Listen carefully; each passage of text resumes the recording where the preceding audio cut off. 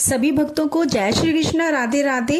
अब ज्येष्ठ माह शुरू होने जा रहा है। मैं इस बार आप सभी के लिए ज्येष्ठ महात्म्य की कथाएं लेकर आई हूँ। ज्येष्ठ महात्म्य के पहले दिन की कथा के रूप में हम पहले अध्याय का श्रवण करेंगे, जिसमें हम जल दान के महत्व को सुनेंगे। प्रतिदिन स्नान आदि करके स्वच्छ होकर ज्येष्ठ मास के महात्म्य को सुने। मैं प्रतिदिन आपको एक अध्याय का पाठ सुनाने वाली हूँ। मेरे इस चैनल पर आपको सभी त्योहारों की व्रत कथाएं, सभी एकादशियों की कथाएं, सभी प्रकार के महात्म्यों की कथाएं मिल जाएंगी, जिन्हें सुनने के लिए मेरे इस चैनल को सब्सक्राइब जरूर करें। आपसे मेरा निवेदन है कि वीडियो को अधिक से अधिक शेयर करें, जिससे सभी भक्तगण इन कथाओं का श्रवण कर सकें। तो आइए ज्येष्ठ मास की कथा का पहला अध्याय शुरू करते हैं। एक बार ऋषियों की सभा में सभी ऋषि एक स्वर में स्कंद जी से बोले कि हे षडानन, हम लोगों ने विस्तार पूर्वक वैशाख मास का महात्म्य भी भली प्रकार से सुना, परंतु फिर भी मन की तृप्ति नहीं हुई। इसलिए सबको संतुष्ट कर देने वाला ज्येष्ठ मास के महात्म्य को कृपा करके कहिए, जिसके द्वारा सुनने वाले के पाप नाश हो जाएं। इस ज्येष्ठ मास का देवता कौन है, इसके सेवन से क्या फल प्राप्त होता है तथा इसके सेवन की विधि क्या है, यह सब वार्ता हमसे विस्तार से कहिए। स्कंद जी ऋषियों से कहने लगे कि आप लोगों ने लोकोपकार के लिए अत्यंत उचित प्रश्न किया है। मैं आप लोगों से ज्येष्ठ मास के महात्म्य को कहता हूँ। जिस प्रकार सब देवताओं में श्री विष्णु भगवान बड़े हैं, प्रशंसा के लायक हैं और प्रजा के पालन करता है, उसी तरह से यह ज्येष्ठ मास के सब दिन श्रेष्ठ हैं और पर्व के समान है। इसलिए यह मास सब लोगों में श्रेष्ठ माना गया है। इस ज्येष्ठ मास में शौच आदि से निवृत्त होकर प्रातः काल स्नान करना चाहिए। जिस प्रकार दशाश्वमेध तीर्थ में स्नान, गंगा स्नान लोगों को पवित्र करती है, समस्त पापों के नाश के लिए ज्येष्ठ मास में स्नान कर और दशाश्वमेघेश्वर का दर्शन करे तो स्नान करता फिर दूसरी बार जन्म नहीं लेता है। इस ज्येष्ठ मास के दिवस पुण्यतम और धर्मयुक्त है। जिस ज्येष्ठ मास में पाप नाशिनी और सुंदर स्तोत्र वाहिनी गंगा अवतीर्ण हुई। ज्येष्ठ मास की सब तिथियों में अधिक पुण्य देने वाली दशमी तिथि 10 प्रकार के पापों का नाश करने वाली है। उस दिन स्नान और दान अवश्य करना चाहिए। जल पूर्ण घट दान, जल दान, तालपत्र दान यानी व्यंजन दान, चंदन दान, छत्र दान और जूता दान भगवान त्रिविक्रम के प्रोत्यार्थ करना चाहिए। जूता दान करते समय एक मंत्र बोला जाता है। उस मंत्र का अर्थ मैं आपको यहाँ सुनाती हूँ। हे केशव, कांटों और कंकड़ों से रक्षा के निमित्त मैं जूता दान करूंगा, जो कि सब स्थानों में सुख देने वाला है। इस जूता दान से आप मुझे शांति प्रदान करें। इसी प्रकार से छत्र दान करते समय जो महामंत्र बोला जाता है, उसका अर्थ है, हे केशव, हे प्रभु, इस लोक और परलोक में धूप से आप मेरी रक्षा करें। हे प्रभु, यह छत्र आपकी प्रत्यर्थ आपके प्रिय ब्राह्मण को मैंने दिया है। इसी तरह से शर्करा तथा जल पूर्ण घट दान करते समय जो मंत्र बोला जाता है, उसका अर्थ है, मैंने शर्करा और जल से पूर्ण घट का दान दिया, इससे 33 तिथियों के देवता प्रसन्न हों। उसी प्रकार से व्यंजन दान करते समय मन में कहना चाहिए, सदैव धर्म को शांति देने वाले ने श्री विष्णु भगवान का प्रिय व्यंजन श्री त्रिविक्रम भगवान की प्रीति के लिए मैंने ब्राह्मण को दिया। चंदन का दान करते समय कहना चाहिए, यह कपूर खस से युक्त चंदन सुंदर और रुचिकर है, इसका मैं दान करता हूँ। इसके दान से देवता, ऋषि, पिता और मनुष्य सब तृप्त होते हैं। इस प्रकार अपनी शक्ति के अनुसार अनेक दानों को देना चाहिए और प्राणी मात्र की रक्षा के लिए निर्जल देश में जल का दान देना चाहिए। जो प्राणी मात्र के लिए जल दान देने में असमर्थ है, वह ब्राह्मण के लिए प्रतिदिन जल दान करे और पीपल, वट आदि वृक्षों का अनेक विधि द्वारा जल से सिंचन करें। जल दान से अधिक श्रेष्ठ दान ना हुआ है ना होगा। इसलिए सब उपायों से जल दान का विधान विशेष कहा गया है। जो मनुष्य मोहवश ज्येष्ठ मास में जल दान नहीं करता वह घोर नरक की यातना को भोग कर पुनः पृथ्वी पर आकर चातक यानी पपीहे की योनि में जन्म लेता है। इस विषय में मैं तुमसे एक प्राचीन इतिहास कहता हूँ। पूर्व काल में त्रेता युग के अंत में महिष्मतीपुरी में वेद वेदांग का पारंगत धर्मात्मा सुमंतु नाम का श्रेष्ठ ब्राह्मण था। उस ब्राह्मण की गुणवती नाम वाली स्त्री और देव शर्मा नाम वाला पुत्र था।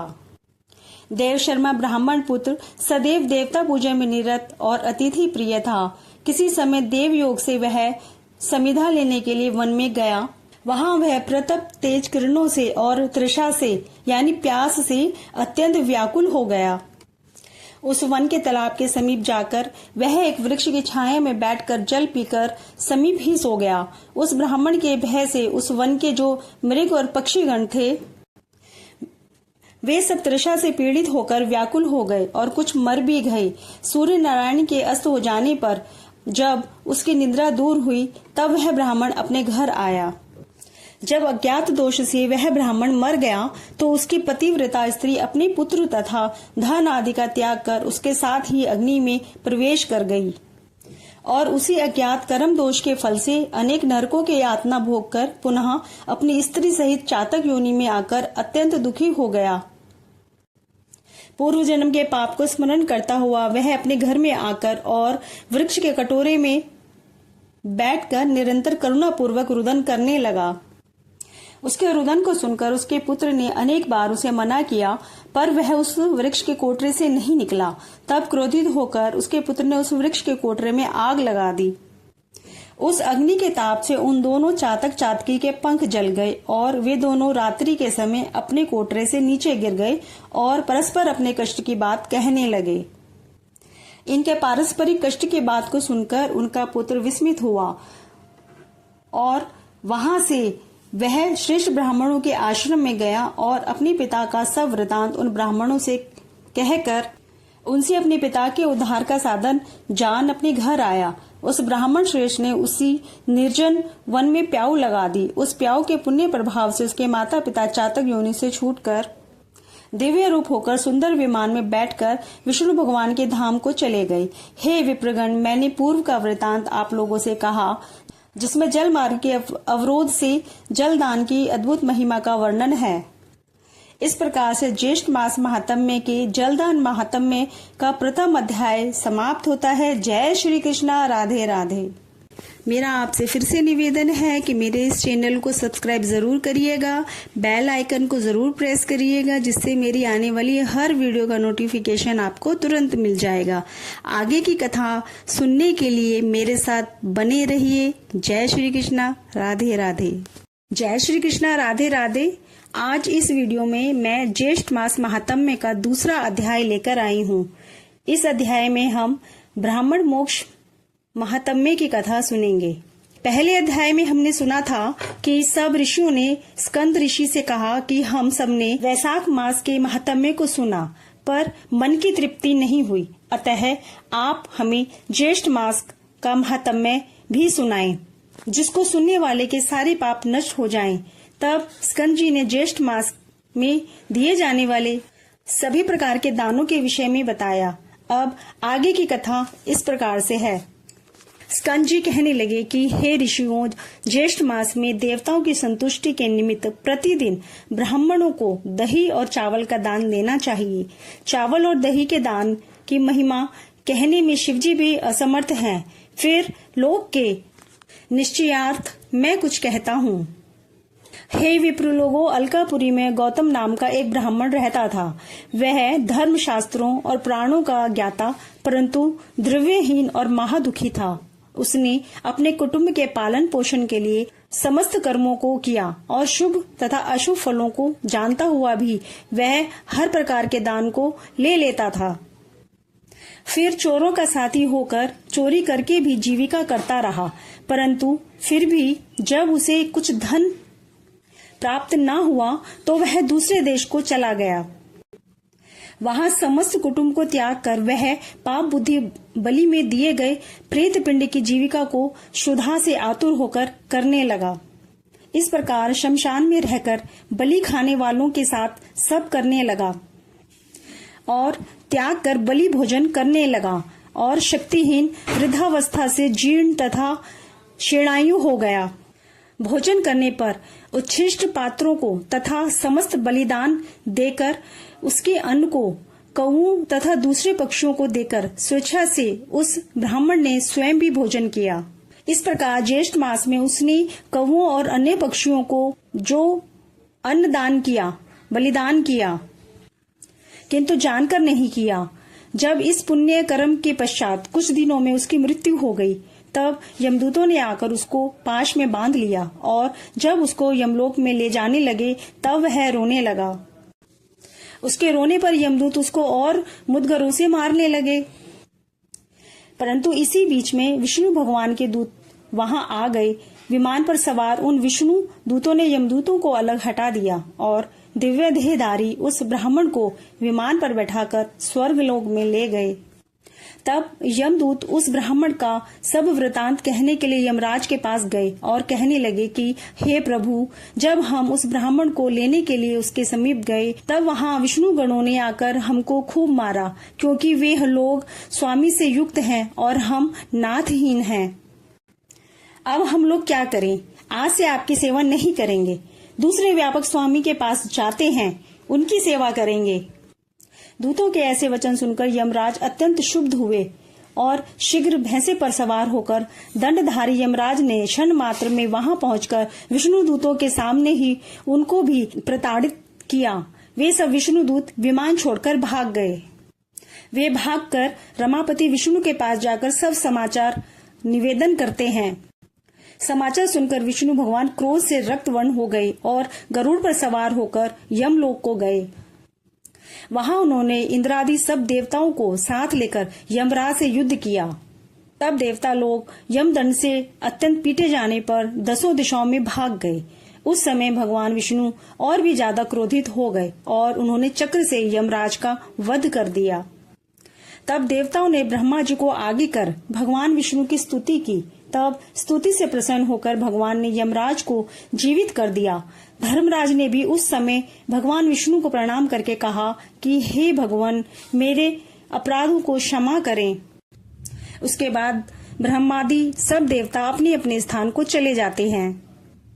तब विष्णु जी बताते हैं कि अज्ञानतावश उस ब्राह्मण ने दही और चावल का जो दान किया था, भगवान ने उसके प्रभाव का वर्णन किया है कि यह अज्ञातवश ज्येष्ठ मास में दही और चावल के दान का फल है। यदि जानकर श्रद्धा से दान किया जाए तो उसका तो कहना ही क्या है।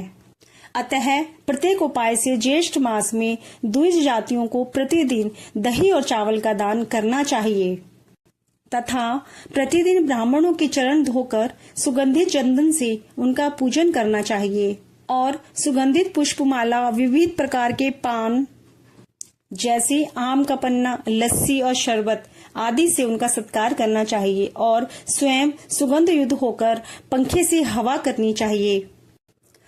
तो हे ब्राह्मणों, इस प्रकार जो ज्येष्ठ मास में स्नान, दान और पूजन आदि करते हैं वे लोग परम गति को पाते हैं। इस प्रकार से श्री ज्येष्ठ मास महात्म्य का ब्राह्मण मोक्ष प्रदान वर्णन समाप्त होता है। जय श्री कृष्णा, राधे राधे।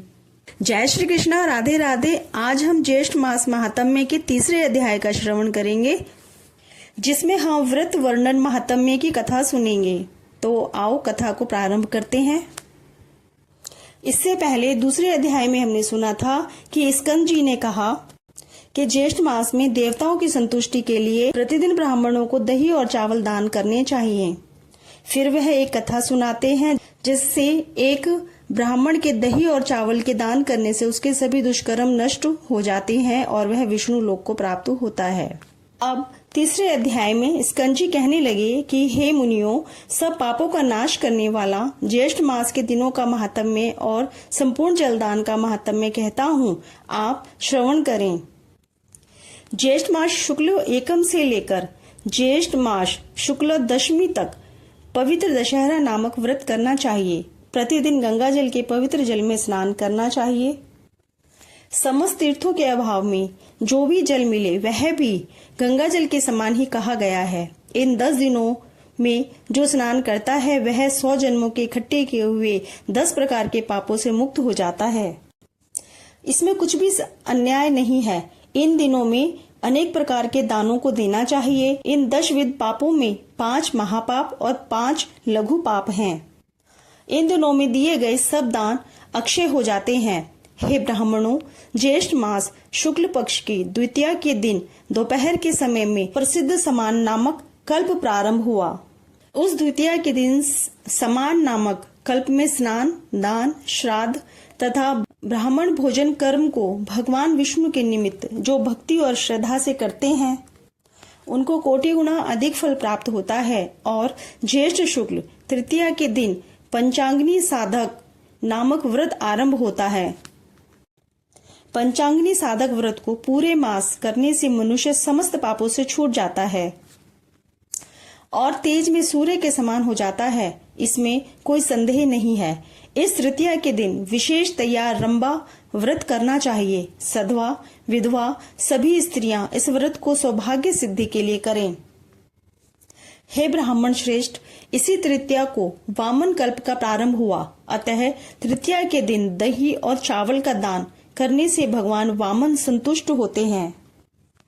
आज के दिन विधि पूर्वक श्राद्ध, तर्पण और ब्राह्मण भोजन करने के कर्म को करना चाहिए। 1 मास तक ब्राह्मण को दही का भोजन कराना चाहिए। शुक्ल पक्ष की चतुर्थी के दिन कपिल ऋषि के पवित्र आश्रम में कुंड से 4 भुजाधारी विनायक प्रकट हुए। इसलिए चतुर्थी के दिन भोजन ना करें और सब लोग गणेश जी का महोत्सव मनाएं। पंचमी के दिन घी में पके हुए मालपुए आदि से ब्राह्मणों को भोजन कराना चाहिए। पहले इसी शुक्ल चतुर्थी के दिन सती के रूप में उमा प्रकट हुई थीं। इसलिए स्त्रियां इसी चतुर्थी को सौभाग्य वृद्धि के लिए उमा का विविध उपचारों से पूजन करें तथा गीत, नाच आदि उत्सव करें। संतान की इच्छा हो तो शुक्ल पक्ष षष्टमी के दिन स्त्रियां जल, वस्त्र, पुष्प, सुगंध वस्तु, हवन आदि के द्वारा उमा पार्वती जी का पूजन करें। ज्येष्ठा मास शुक्ल सप्तमी के दिन ज्येष्ठा नक्षत्र के अंत में जो उमा का पूजन नहीं करता है उनके यहाँ ज्येष्ठा यानी दरिद्रता का वास होता है। इसमें संशय नहीं है। इसलिए दरिद्रा से भयभीत मनुष्यों को सप्तमी के दिन उमा का पूजन और दशमी के दिन विभव विस्तार के अनुसार गंगा जी का पूजन करना चाहिए, जिस कारण लोग पावनी गंगा दशमी के दिन स्वर्ग से पृथ्वी पर अवतीर्ण हुई। अतः दशमी, 11, 12 इन तीनों दिनों से एकादशी का व्रत साध्य कहा है। एकादशी का व्रत समस्त पापों का नाश करने वाला है। इसका व्रत निर्जल उपवास करने से सिद्ध होता है। त्रयोदशी से लेकर पूर्णमासी तक 3 दिन का जो उत्तम व्रत कहा गया है। यह व्रत सावित्री नाम से प्रसिद्ध स्त्रियों को सौभाग्य देने वाला है। उन दिनों में वट वृक्ष के मूल भाग में जल सिंचन करें और वट वृक्ष के समीप ब्रह्मा, यमराज, सत्यवान और सावित्री का पूजन करें। इस तरह निद्रा, आहार का त्याग कर 3 दिन व्रत करें। इसी प्रकार कृष्ण पक्ष में भी 3 दिन का व्रत करके पड़वा के दिन पारणा करें। यह नित्य व्रत है। स्त्रियां इस व्रत को सदैव करें। यह व्रत 1 वर्ष करने से सिद्ध होता है। ज्येष्ठ मास की पूर्णमासी ज्येष्ठा नक्षत्र से युक्त हो तो यह कोटि शत पर से भी श्रेष्ठ है। उस ज्येष्ठ पूर्णमासी के दिन मनुष्य अनेक दानों को देवें। मैं उन दोनों को संक्षेप में कहता हूँ। हे तपोधन, ज्येष्ठ मास पूर्णमासी के दिन कूर्म कल्प आरंभ हुआ। इसलिए उस दिन स्नान, दान, तर्पण और ब्राह्मण भोजन जो पितरों के उद्देश्य से करते हैं वे परम पद को प्राप्त होते हैं। हे भूसुर, सतयुग के आरंभ में जिस ज्येष्ठ पूर्णिमा के दिन मनवंतर कल्प प्रारंभ हुआ, इसलिए उस दिन श्राद्ध दान करना पितरों को तृप्तिदायक कहा है।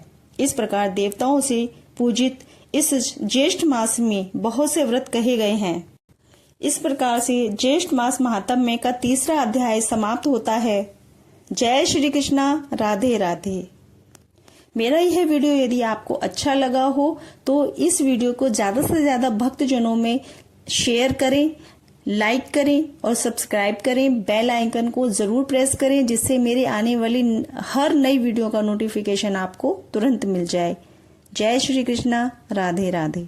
जय श्री कृष्णा, राधे राधे। आज हम ज्येष्ठ मास महात्म्य के चौथे अध्याय का श्रवण करेंगे, जिसमें पंचाग्नि साधन विधान महात्म्य का वर्णन करेंगे। तीसरे अध्याय में हमने देखा कि स्कंद जी कहने लगे कि हे मुनियों, सब पापों का नाश करने वाला ज्येष्ठ मास के दिनों और जलदान महात्म्य के बारे में मैं आपको बताता हूँ, आप सब श्रवण करें। आपने ज्येष्ठ शुक्ल एकम से द्वादशी तक दशहरा व्रत करना चाहिए, ऐसा बताया। इसके अलावा आपने तिथियों के व्रत और उनके महत्व को बताया और उसके फल को भी बताया।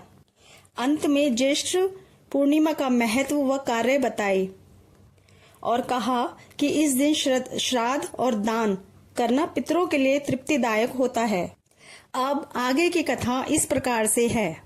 ऋषि लोग कहने लगे कि हे स्कंद जी, आपने अभी पंचाग्नि साधन व्रत का वर्णन किया था। अब आप कृपा करके यह कहिए कि किसी कार्य की इच्छा रखने वाले अपनी कामनाओं की सिद्धि के लिए इस व्रत को कब करें और इसकी विधि क्या है।